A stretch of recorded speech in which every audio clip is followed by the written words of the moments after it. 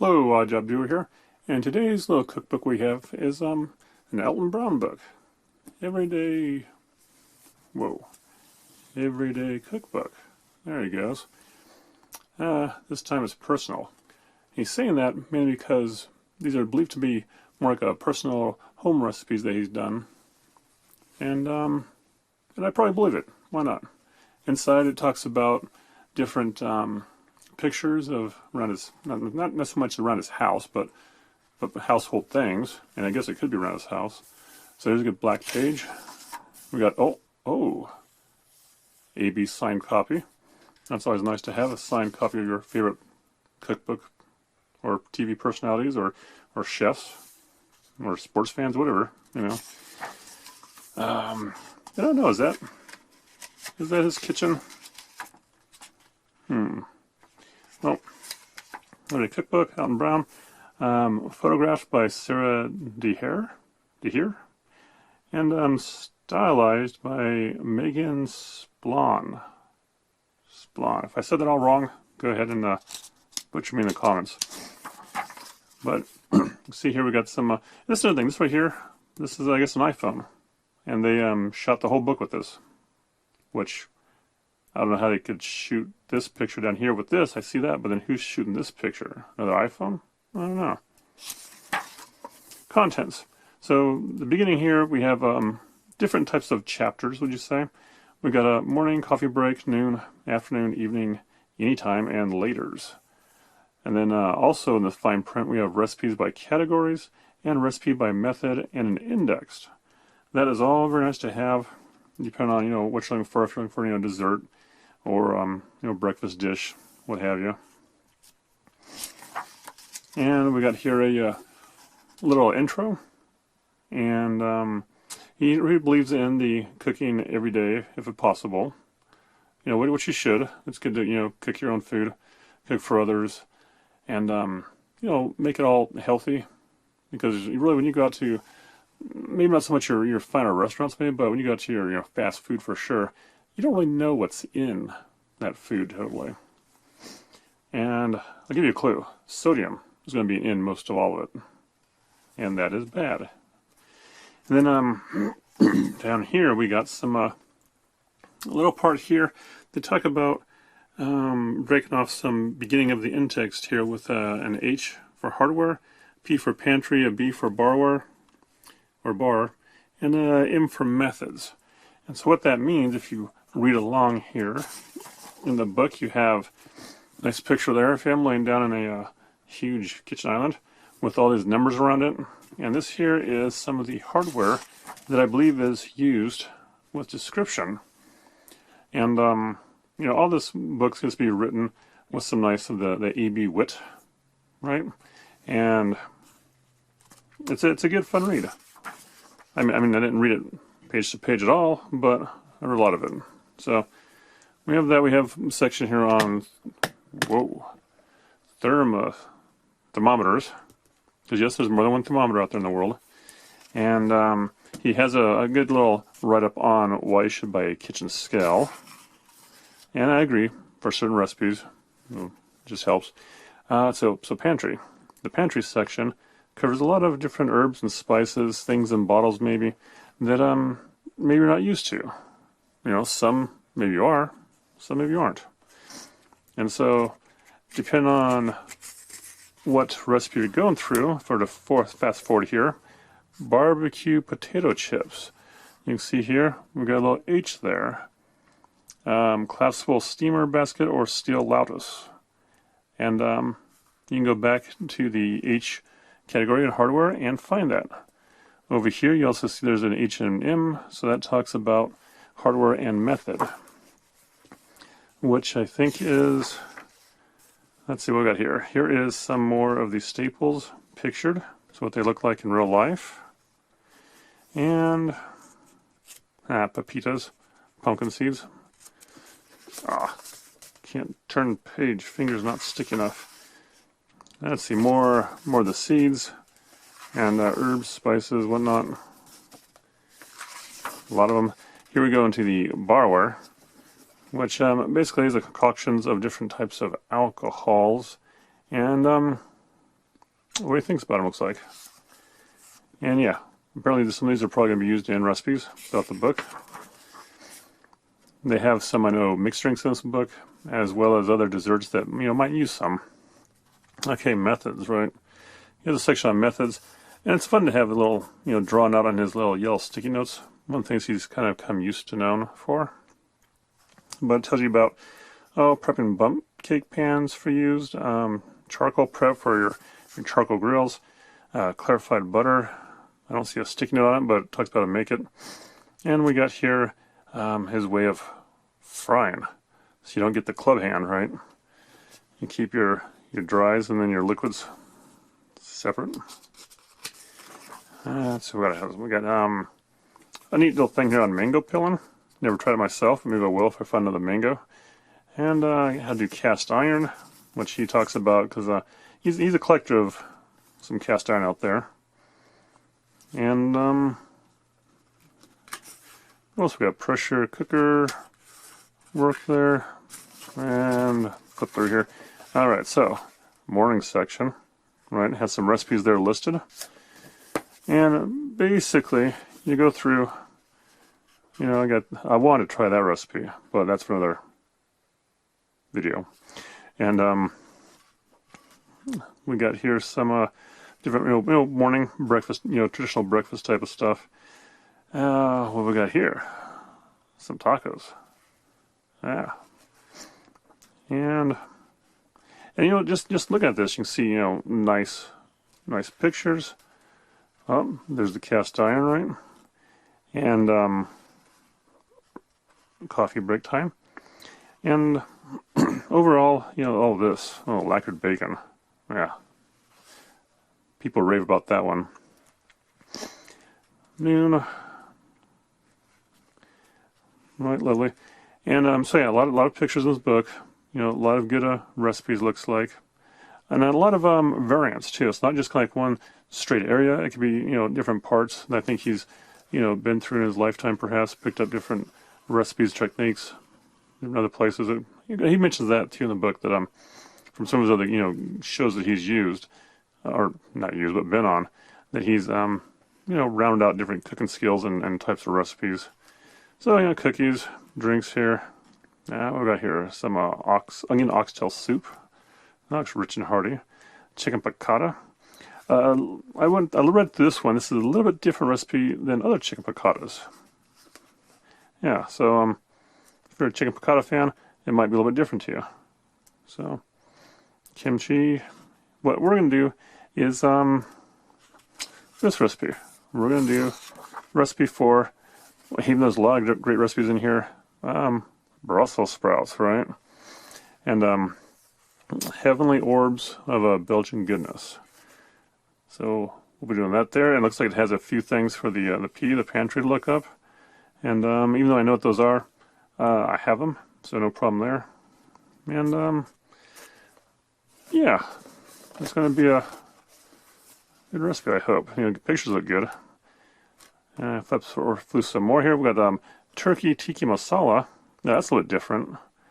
Traditional, I've heard of, chicken tikka masala, maybe beef, lamb, something like that. But turkey, all right, it's a poultry, it'll work. Panini press stuff, peach pops, the general fried chicken, and yeah, just a lot of different things. There's appetizers, main dishes, side dishes. Grilled shintos, Japanese peppers. So that's not a recipe that you get from usually around America. That's a Japanese thing. Oh, some pizza there. Oh, the last pizza day you ever need. And in the back of the book here, what do we got here? More delicious stuff. And now see, it's nighttime. You can see the pictures are going with the theme. They're getting darker. And some nightcaps, French fries. Okay. So in the very back, we got recipes created by category. So if you have pork, vegetarian, entrees, breakfast, desserts, that's all listed out here. Some sides, snacks, recipes by method. If you're bake, grilling, microwaving, braising, broiling, cream whipper, emulsifying, whatnot. and an index, so you can just look up everything in there. And that is a nice, well-organized cookbook right there. Talk about the back here, a little more write-up on it. Nice. This is, let's see, $35 U.S.A. I believe you can get it for a little bit cheaper now. This one here I actually paid, I'm sure, full price, because I got this from seeing him live in one of his shows. And ISBN, I'm going to shoot there, but it's maybe I'll write in the comments, ISBN. So that's where you can actually find usually that book, or this book, or any book by their ISBN number right above the barcode. And yeah, so I saw him live at his show in a little town of Bakersfield, California, and I thought it was great. I probably bought this book, and I think something else there, and I believe his music CD out there, and you know, spine there, and yeah, so the CD was good. It's fun, you know. It's different because a lot of, you know, food themed singing, but you know, AB knows how to sing some. And what else can I say? He also has, let's see, his shows from the past. Everyone knows about Good Eats, of course. He has a 3-volume book set that came out with those shows, and hopefully it covers every recipe throughout those shows. And those books I have, those would be probably viewed at a later time, and so that's for another show. And he has other books. He has more. I think this is his. Reading here, it talks about it being his 8th book, and so I know he has other ones that are more technical related, less photographs, more on the technical side of stuff. He's known for more of his scientific cooking, the methods behind it, whatnot, and how things mix together and you know, jive right. And yeah, good guy, good book. And let's get on to the kitchen. Alright, so as you can see, I prepared the ingredients. And what we're doing here is the Heavenly Orbs of Belgian Goodness from the cookbook, right? Alton Brown, Everyday Cooks, right? And yeah, so if you're doing a full recipe, you would do 1.5 pounds of fresh Brussels sprouts. So I got them there. 3 tablespoons of olive oil, right down there. Some kosher salt, which I'm going to omit, but it depends on if you can eat salt or not. And then over here in this little jar, you would do 1/2 teaspoon of sesame seed oil, 1/2 teaspoon of fish sauce, and 1/2 teaspoon of red pepper flakes. But since I'm doing half the recipe, I'm doing 1/2 teaspoon, so 1/4 teaspoon of each. And for 2 ounces of roasted peanuts chopped, I'm actually going to omit the peanuts, but I still want something in there, and so I'm using this right here. Yes, the bag looks like a mess, but what we have here is some crushed up macadamia nuts that I will toss in to roast a little bit and add to it. Yes, it's going to change the flavor a little bit, but I didn't just want to take out the peanuts and not have any kind of, like, you know, little crunch to it.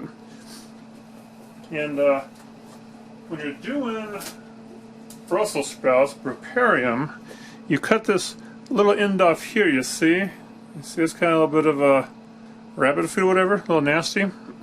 And, you know, feed it to the rabbits, feed it to the dogs that eat it. Maybe not dogs, but feed it to your compost pile in the backyard if you got that. Otherwise, you have your trimmed Brussels sprouts like so, and then you cut them in half. So stem side down, cut them in half, and make sure you use a sharp knife because that is a tough sprout to cut. So basically how we do this is that we will take our Brussels sprouts and put them in a bowl, a little mixing bowl here. Oops, I'll pick that one up later and add it to it. And then we'll save this right here. This mixture, get a little closer look, is actually the pepper flake, the fish sauce, and the sesame seed oil. Yeah, all put together there because this you add later. But for now, you'll add your olive oil to your Brussels sprouts. All right, a little pour action there, and then you just want to mix them all up and coat them real good. Get off there. Alright, now I'm going to use my hands because they're clean enough. And get some of this section going. You can use tongs, whatever, but you know, these do everything else good. So, and then what we'll do is we'll put them on a baking sheet. Your oven, you want it to reach 425 degrees. And got these coated. Bring on the baking sheet here, which I actually lined with some parchment paper. Ooh, whiteout. Parchment paper to that'll make clamp easier. And now you got your Brussels sprouts, and put them face down like so. Alright, you just pour it out if you want to, but I'm gonna put these all face down. And little leaves put on top, they'll probably burn to a crisp, which is actually not bad. You know, Brussels sprouts used to be not very tasty until people started roasting them, and now they're the rage, apparently. Alright, so I get this here done, and let's see, the oven's about 345 right now and counting. And you'll basically roast these for 20 minutes, 20 to 25 minutes, until they are nice and roasted. So, I'll get on that and be right back. And if you want to, like for instance, the macadamia nuts here, I have crushed them. I had whole ones, kind of put them in that bag, crushed them with a can, or a little smash, you know, just slightly smash them. Then I'll put that in probably for the last 8 minutes or so to give them a little bit extra flavor for roasting. Alright, so you can see right there, I got the, right there, barely, the macadamia nuts in there. Right, getting ready to roast away. And so we have that in there for about 8 minutes on the timer. And over here, we got our blurry camera shot. Let me back up here. So we got our bowl here from the beginning here, and yeah, we've wiped out, cleaned it out. And what we'll do next, well, eventually we got about 2 more minutes left, is we'll check that the Brussels sprouts are cooked and roasted good, so they're, you know, nice and mushy, a little crispy, lightly browned, and then we'll toss them. We'll toss the roasted nuts in there, which, like I said, I'm using macadamia nuts. And for the recipe, the original recipe calls for 2 ounces, and I did 1 ounce, right? So I halved it, and that is 1 ounce, not flow ounce. So you don't use your measuring cup. You use a little scale, right? A little kitchen scale to weigh stuff out. And so 1 ounce of that, and crushed them, put them in there to roast a little bit more, and then we'll toss them here in a little bit. There, did it for the cooking, and as you can see here, we'll add the nuts to the bowl. You can see they're quite toasted. Maybe a little bit too much, maybe not. And we'll add our Brussels sprouts. Alright. And we'll add our sauce mixture here in a minute. Oops. Well, another one hit the floor. Let's see here. Speed this up a little bit.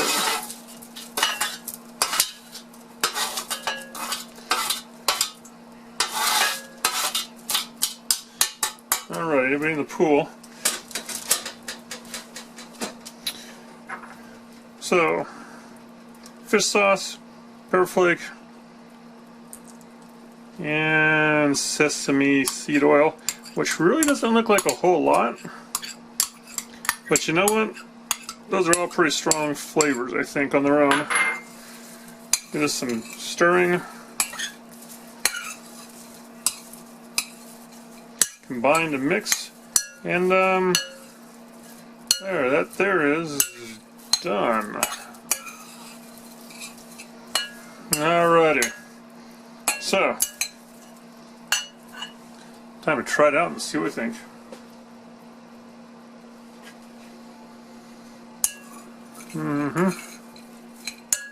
Alright, so as you saw in the video there, mine turned out pretty close to like that, and pretty good. And so we dine on those with some little chicken strips paired with them. And you know what? Overall, I'd have to say that, you know, growing up having Brussels sprouts before and having other methods of cooking them, like boiling them, no. You definitely want to broil them, or not broil them, but you know, roast them, bake them. And that brings out some good flavor to them. That tenderizes them, makes them nice and tender. And yeah, either one of these recipes here will probably be good for you to make. But like I said, the top one we made, and it's basically a you know, the savory dish, because when you add such things like the fish sauce, that's one thing I was a little bit taken back and worried about. Was we have your fish sauce, pepper flake, and sesame oiled, and you mix it with the hot Brussels sprouts. It kind of lets off a waft, a fume, would you? A smell of fish. And I wasn't too worried because I'm a brave eater, but some of the people I was feeding this to, I was a little bit worried about. But you know what? That what it does is that basically the fish sauce is one of those things you can add for unagi? No, that's ill. Basically savory, right? You have your 5 flavors. You got your salty, sweet, bitter, sour, and umami, which is actually savory, folks. Let's go back to the old style of savory. Umami is a Japanese word which on one hand says, you know, savory, and whoa, the other hand over here, it says it is, you know, delicious. So we use that in Japan cuisine. You say something's umami, you're saying it's a delicious dish. And well, savory is, you know, something else. You know, it's savory. Now, that's like us saying, you know, instead of salt, we start saying what, saute? Salé. Salé. Yeah. So instead of salty, we say salé, which is salty in French. Okay? Makes you sound like a hipster, but besides that, you know, let's get back to savory, not umami. And so we have these tender, the nuts, you know, good to include them in there. I'm glad even though I did swap them out, I'm glad I did put some back in there, because it adds a little bit, you know, of a crunch, a texture to it. You know, it rounds out the nutritional content of the dish too. And overall, it's not too hard to make. You know, like I said, this only has your see, 2, 4, 6, 7-ish ingredients to it. A lot of it's just, you know, pouring away and preparing it, and then, you know, mix it up, throw in the oven to let it bake off, and it's good. Good dish to have. Yeah. And so I would say, you know, I knew going into this cookbook that there's probably not a bad recipe, I'd say. Eventually maybe I'll find one, but I doubt it. I mean, there might be ones I like more than others, but that's just your personal preference. And yeah, so this one here, I'd say is closed. I'd like to thank you all for watching this, if you stuck with me this far. And if you have any other ideas for cookbooks you'd like me to review or go over, or, you know, I also do a lot of odd jobs once in a while, let me know in the comments down below here somewhere. And thanks for watching.